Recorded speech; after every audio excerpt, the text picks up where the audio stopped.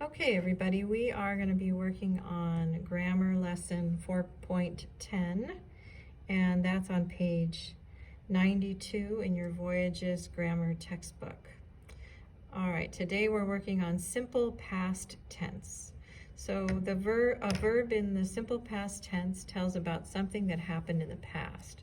So today we have a lot of sentences about Thomas Jefferson because everything that happened to Thomas Jefferson happened in the past. Okay, so here are some examples. Our class studied history.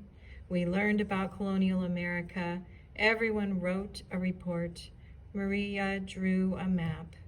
Our teacher talked about the American Revolution, and I asked a question about the Boston Tea Party. So all of those verbs in red are in the past. For regular verbs in the past, you add ed or d if it ends in e. And for irregular verbs, you actually change the word. So wrote, drew, those are irregular. And then talked and asked are regular. Okay.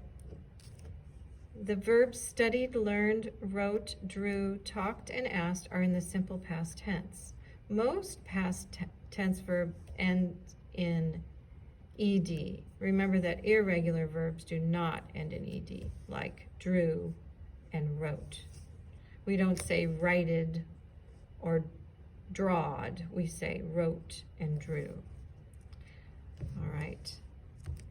If a regular verb ends in e, you just add d. Like, for example, save, you would just put a d.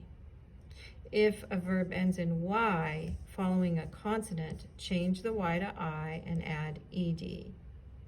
Okay, so here they have examples. So name ends in e, so you just add the d. And try ends in y after a consonant, so you change the y to I and you add ed. All right, so here it says, we learn about Thomas Jefferson. We are learning about Thomas Jefferson. We learned about Thomas Jefferson. So the one in the past is learned because it has the ed and it talks about what happened in the past.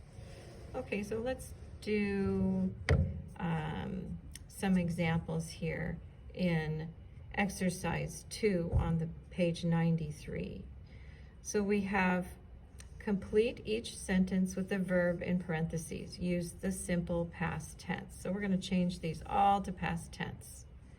So we have the word live. Thomas Jefferson lived in Charlottesville, Virginia.